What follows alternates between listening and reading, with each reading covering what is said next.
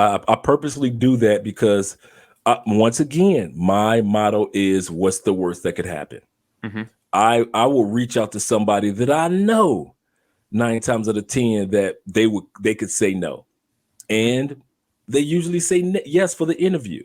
I remember when, rest in peace, Kevin Samuel died. I reached out to some of his, just so happened during that week, I had reached out to some of his closest friends, and they said yes for interviews. So the lead attorney and Dennis Sperling, who was the attorney for his family, these individuals were encouraging in regards to, yes, I'll take time out of my schedule to actually work with you. Or we end up doing live streams together to where they were on another show and I was on the other show at the same time. So all these doors open up when you don't use going back to bankrupting BS in your life, use excuses. And I remember one time I was listening to NPR, and a college was talking about excuses, and the professor said, I'm going to give you one project. You guys are either going to fail or you'll pass this class. He said, I want you to get an interview with somebody that you know that will be impossible you get an interview with. And over 80% of the class failed because they didn't even try.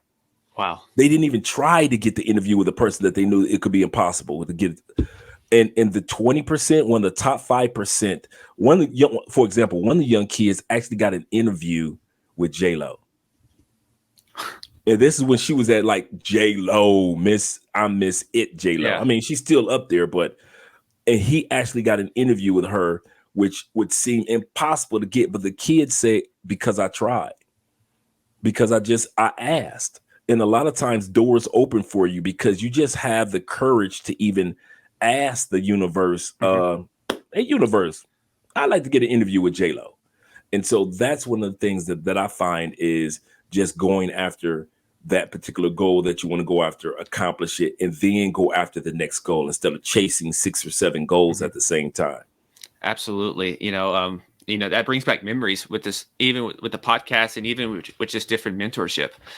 I just sent an email or called them, and you would be surprised, at what happens. I think about, all the genetic testing and stuff I learned now I can do. It's all because I reached out and I got taught, right.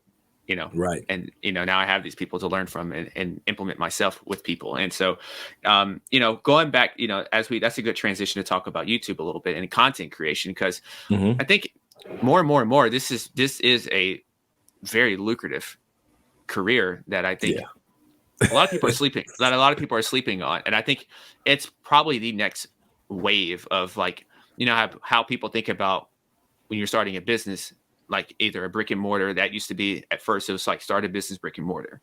Then it became more of online, and now there's some hybrids, but now it's like content creation, because content creation is like an octopus. That head is the content creation of the YouTube, but those tentacles can branch into so many things that you just don't know about.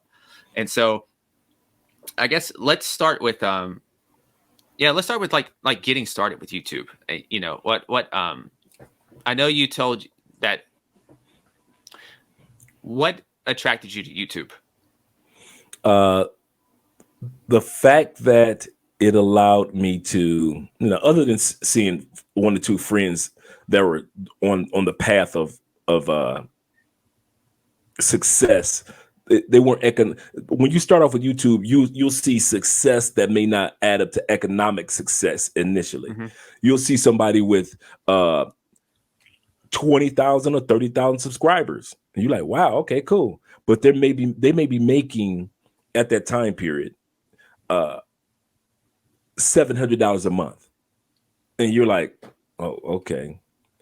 But we know that they're gonna go. I mean, we eventually find out that same person that was $20,000, 20,000 subscribers a month, is now today, 2 years later, $400,000. 400 subscribers a month, and bringing in $250,000 a year, $300,000 a year. So now you you know, but in hindsight, all we saw was the 700, but we saw the potential of where it's going. Because I knew this from doing my research that YouTube is the #2 search engine in the world, and actually, it's other than Google. Other than when you Google something, people usually YouTube something, and I'll tell you that I'm more of a YouTuber when it comes to Googling than Google. I YouTube my politics. I usually YouTube how to fix something, how to repair something, how to, you know. And this is TV now also. I don't watch TV. YouTube has replaced my TV. Oh, absolutely. Absolutely. You know? Other than maybe sports, I watch my, you know, my sports on television, and Andre and I will have a movie night on Netflix. But other than that, you're absolutely correct. Probably easily 98% of my visual is YouTube. So to piggyback of what you're saying, if there was ever a time to start a YouTube channel, it is now. It is far from too late. YouTube is not even 30 years old, not even 25 years old yet. YouTube started around 2000. Actually, it's cracking 20 years old. It started around 2003. And so YouTube only has 50 million channels. Most of those channels are just regular everyday people that watch everybody else.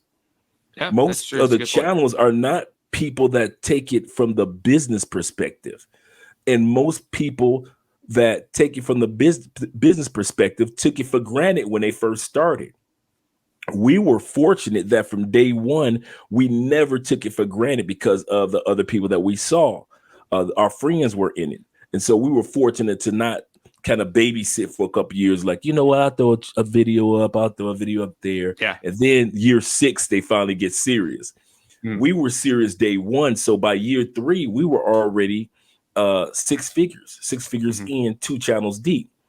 And so we started to realize that there was so much to learn from different equipment. We started off with a cell phone like everybody else, and no microphones, no background, no 100,000 subscriber awards, none of that stuff. We didn't know any of that stuff existed. We didn't know that YouTube paid per niche. In other words, if you do travel channels, now all channels get paid. You know the commercials that you see on YouTube. Let's go back there, right? Yeah. That's how we get paid, the Google AdSense. So each commercial that's run, you get paid. But YouTube does this, which many people don't know, especially a lot of YouTubers. They pay per niche. YouTube pays you a certain amount every 1,000 subscribers. That's all YouTubers. But let's say, example, I got a travel channel, Love Crossing Borders, for example. We get paid for Love Crossing Borders. And the type of advertisers that put on there, we get paid $7 per 1,000 views. That means every 1,000 people that watch, we get $7. Cool. Money looks good. Our Mostly Money channel, which is politics, we get $30 per 1,000 because it's about politics, and the audience is what? Older people with spending capital. Love Crossing Borders audience is mostly males between 35 and 55. Love Crossing Borders. Even though they've got spending power, their spending power is mostly to travel. Yeah. Mostly Money channel, our Mostly Money channel, the reason why we get $30 per 1,000 is because our average viewer is it's crazy. A 65-year-old woman. Over 54% of our audience are retirees. White, female, over the age of 65. Wow. Kid you not. Because we talk so much about Social Security, and we talk so much. Mrs. Spence just walked in looking gorgeous as ever. and we talk so much about retiring, and we talk so much about investments. Those type of advertisers say, hey, we want to put our monies into that compared to just travel.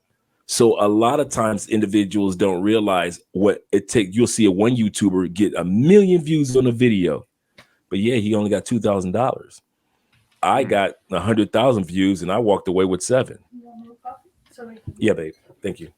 And that's because of the niche. That's because of the niche, though. That's right? because of the niche. So one of the things you want to do is you want to Google what are the top 10 niches in YouTube. For example, how-to videos do excellent. Affiliate marketing, meaning you're talking about a product or a service, those channels do excellent. That's why I forget the name of that one brother who's got like 11 million subscribers, and all he does is talk about his cell phones. And because he talks about a product. Oh, yeah, this is one black kid. He's like one of the top black YouTubers in the world. And he started like when he was like 10. No, he's about 15 years old. And he's like mid-20s. And this kid, I mean, this young man is, if it's cell phones or electronics or Tesla or anything that has to do with anything electronic, he is the man. And now, so when it comes to, he does products. In other words, affiliate market. That means that when a new phone comes out, the link to purchase it is in his description. And so people click on the description and he gets paid from that company. Not only that, you got sponsorships with YouTube, meaning, for example, Andre and I have our veneers done. Every time somebody comes to Cali, Colombia, because they watch our channel, they say, hey, I want to get my teeth done. It's so expensive in South America. I see you guys have excellent work. We take them to our dentist. So our dentist reached out to us a couple weeks ago. She said, hey, I have these new porcelain veneers that just came out. These veneers are like $7,000 veneers. In the United States, there will be $30,000 veneers, right? If you guys don't mind, would you mind if I replace your veneers that you had before, absolutely free, with the brand new $7,000 piece veneers? In other words, the $30,000 Hashitashi 3000 veneers, right? If you guys are willing to do a commercial, a 20, 30-second commercial on your channel about our services, because we have so many Americans coming in, we open up a whole new dental branch for nothing but foreigners that speak English.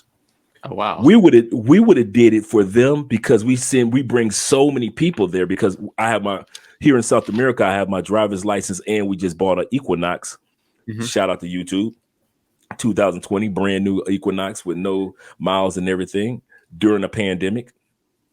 And so we are able to pick guys up at the airport. We're able to take them to the dental appointments, hang out. So she sees this and she sees there is value in sponsorship. So it is when it comes to your channel. I know a fantasy football channel, these guys, they only have 270,000 subscribers. And they've had those subscriber counts for maybe that subscriber count easily since I've been watching them for 5 years. But their sponsorships are so huge because they do podcasting and they take that podcast and put it on video. So as YouTubers that like to watch the guys, we watch them on YouTube. And then the podcasting, whether it be on Anchor or Spotify or whether it be on Apple, people that are in the car can listen to them on the podcast. And these guys not only take in Phoenix, the fantasy footballers, these guys not only take care of full-time 3 families with children in houses, they also have 3 assistants that all have their own homes and families and responsibilities. And all of this is from fantasy football. Oh my goodness. Because they sell fantasy football courses. During the Super Bowl, guess who wants to sponsor on their show? Pepsi, Doritos, and throughout the months, I mean, everything that has to do with mattresses and men grooming, anything that's manly or family oriented, these guys have had the sponsors. So a lot of times your money is not just coming from the AdSense or the YouTube commercials. Your money is coming in from sponsorships quite often. Another thing is, like I mentioned to you earlier about us, consultations. A lot of people want to know, okay, Andre, how'd you do it? A lot of people want to know, Andre, how'd you relocate? I'm thinking about visiting Colombia for the first time, and I don't know where to go, what city, what location, the Airbnbs. Andre, can you be a liaison? Quite often, individuals want to get their visa done. Ex-military, it's easy to get a visa here in South America if you're retired or ex-military or you're on Social Security. Super easy to relocate to South America, but you don't know how to do the paperwork. That's when Andrea comes in. She's a translator as well as a corporate accountant. So she assists a lot of people on our channels with doing liaison work and paperwork and make sure that it's done correctly. Or little things that she does. Individuals are like, I got a girlfriend in Cartagena, Colombia, and I don't know how to order flowers for her for Valentine's Day, which is September 21st in Colombia. Huh. Andrea, could you how much would you charge me to order flowers to be sent to my girl in Cartagena? There we go again. Revenue that's outside of the YouTube, Google AdSense. Hey, you guys need a tour. You guys need to be picked up from the airport. You guys want to hang out, whatever it may be. That's another form of revenue. Okay, let's go to Teespring, the t-shirt sales. So people want passport t-shirts and travel t-shirts and South American t-shirts and all these things. So now our Teespring t-shirt brand and mugs and computer mouse pads and all these things are selling like crazy now. All these things bring in revenue outside of the AdSense. YouTube is the avenue in which you build your audience and continue to build an audience. There is a saying in business that it's called I forget the term, but it's actually a book that was written about statistically about the fateful 1,000. And they said in all business, how you succeed is if you can get that fateful 1,000 and everybody else is a off branch of success of the fateful 1,000. That means that you plop a McDonald's in a neighborhood. And of course, they know geographically and location and so forth. They've done their research, but they plop it in the neighborhood. All that one McDonald's need is a faithful 1,000 customers, and it will succeed. Every other customers that come and go, cool. The ones that drive in from out of town and so, cool. The one that keeps the doors open are that faithful 1,000. You open up a corner store. All you need is that faithful 1,000 customers that come to your corner store per year, and it will keep that corner store open. You open up a dentist office. All you need is that faithful 1,000 clients that come in for dental work throughout the year that will keep those doors open. They said statistically all you need. So that's how we applied it in YouTube. We want to make sure we didn't get 1,000 subscribers. No, we needed a faithful 1,000. One of the faithful 1,000. They will buy anything or follow any suggestion that you make. If you get 1,000 people that will buy every t-shirt or any t-shirts, any book, any course, are part of your Patreon, have done consultations that will put in a super chat in your live stream, that will send cash apps and PayPals to you, just because we've had people that watch a video off of Facebook and send us $25 in the middle of the night and saying, dude, your video, I needed that. I want to say thank you. Here's $25. And you wake up in the morning, 10 people have sent you $25 while you were sleeping. That faithful 1,000. It's not people that you're using. It's just a business concept of if you have a faithful 1,000, you can keep the doors open. And so that's one of the things that we decided to focus on as YouTubers. Not 100,000 subscribers, not 50,000 subscribers, because I picked up that concept not only from that book, but from watching the fantasy footballers. Every year they come out with a new football course. All they need, and they sell the course for maybe like $25 to $50 a piece. If you get a faithful 1,000 people to buy a course for $50,000 a piece, and then you've got all these people that are brand new to you and so forth, but every year you got 1,000 people that are buying that course.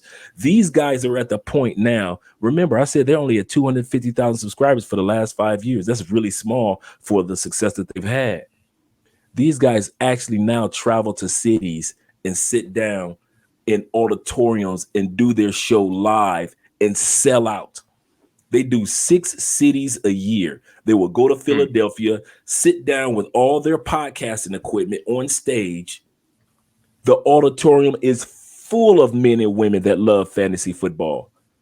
And they have a ball, and people sell out those tickets on every year. They've been doing it, to where now they have the Children's Hospital, the Children's Cancer Hospital, as a sponsor. So they have a fundraiser with all these thousands of people. Let's take advantage of it. They've already paid for the tickets to come see us. We made money off of that. Now let's have a fundraiser where we got thousands of people here in each city for the children's hospitals. So now the Children's Cancer Hospital, St. Joseph, actually gets monies because of all these doors and opportunities happen. Notice, I have yet to talk about, since I started talking earlier, about the money that you get from YouTube.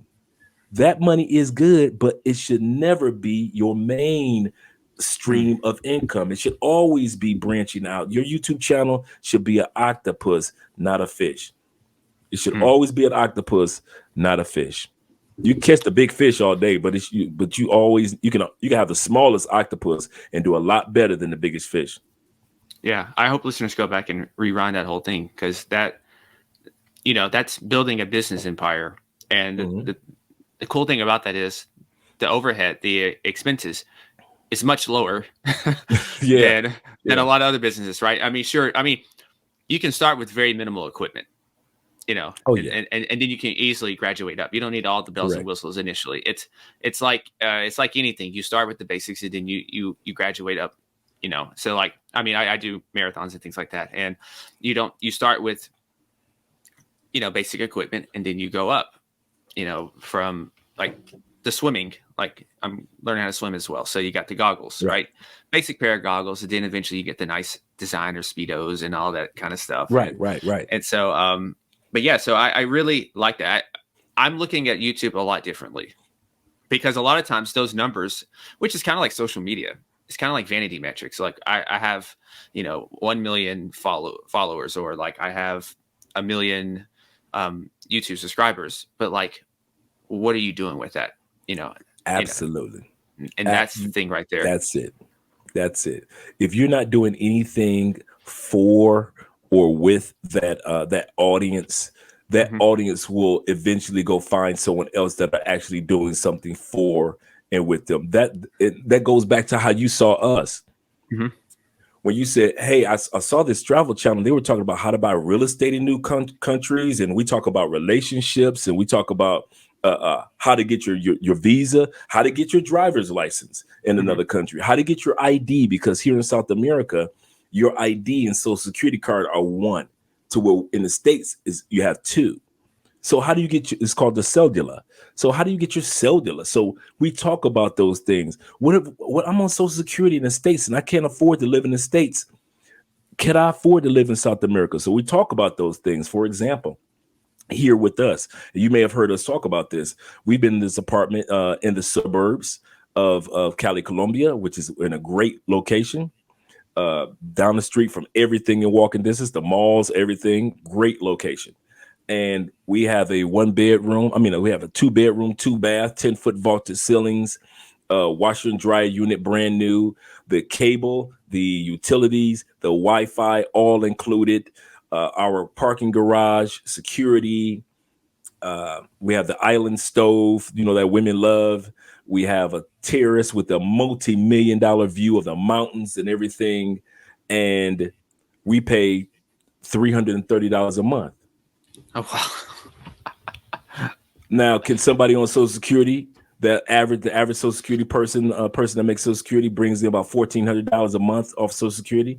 You think an average person that's struggling on Social Security and being in a country that the medical is only ranked 37th of 190 countries, and you move to a country like Colombia to where you're only paying $330 a month for all that's included, and you're in South America where medical is ranked number 22 and no longer number 37 where the United States is? where the United States doesn't even rank in the top 30 for cleaning water and foods. And Colombia ranks number 4. Colombia has been on Forbes' top 5 countries to retire for the last 10 years, including, of course, Portugal.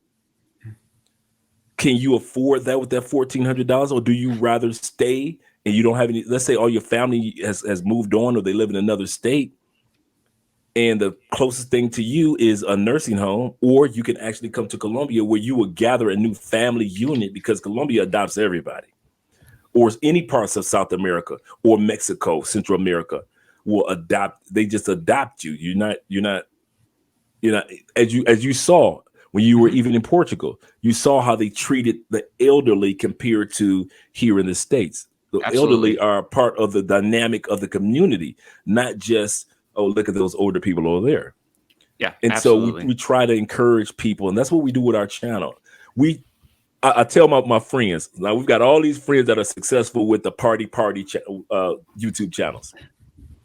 And we tell them we love you, because when dudes are done partying, exactly, you're waiting for him. They're waiting for him. Come on over here, Andre and Andre. I kid you not.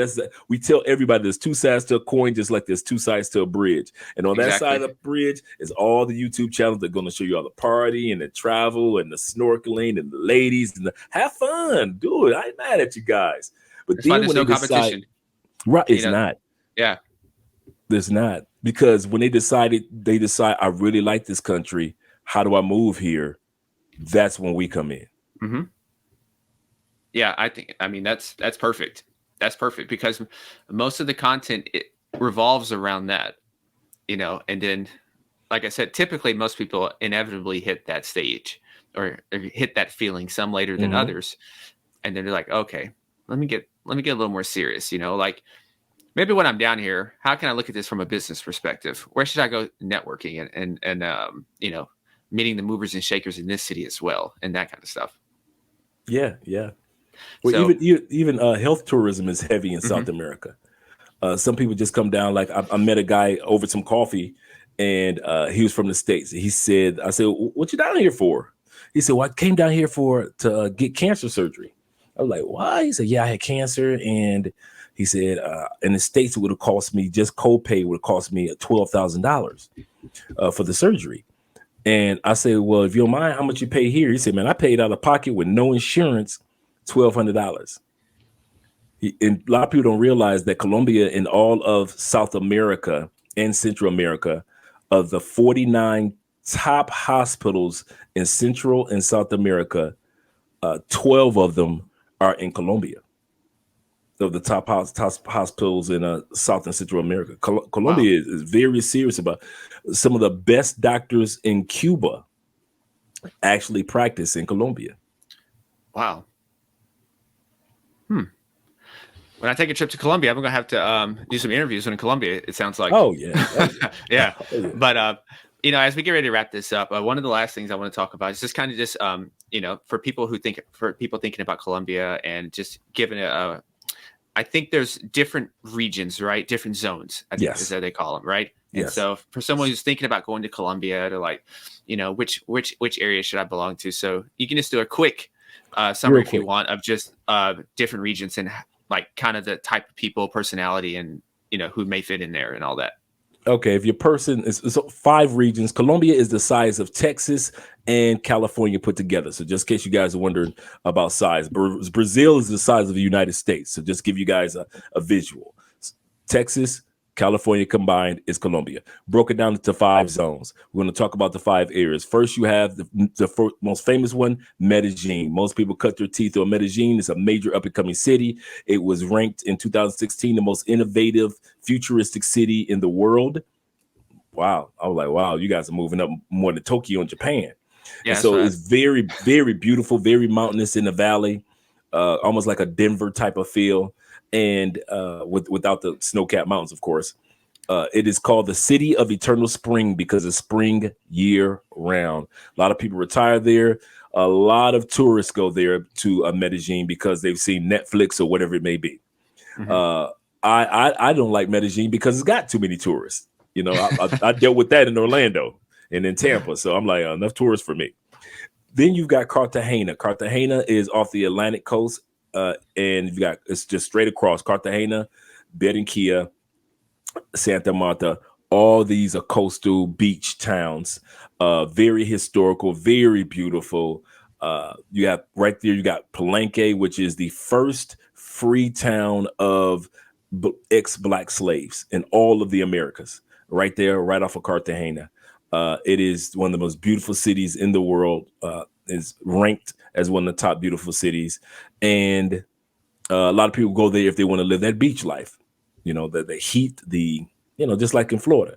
And it has a side that looks like Miami, and the other side looks like it's just historical old Europe with just colorful houses and beautiful. Then you have the third, which is Bogota. Bogota is the capital of Colombia. It is more chilly in regards to its weather. It drops down to the 50s, so it's a city where you'll need a jacket. It's a little cloudy quite often. But when it comes to business, moving and shaking, it is the 17th largest city in the world behind Chicago. So if you already know how Chicago is, great restaurants all over the country, great food. But each region has completely different food.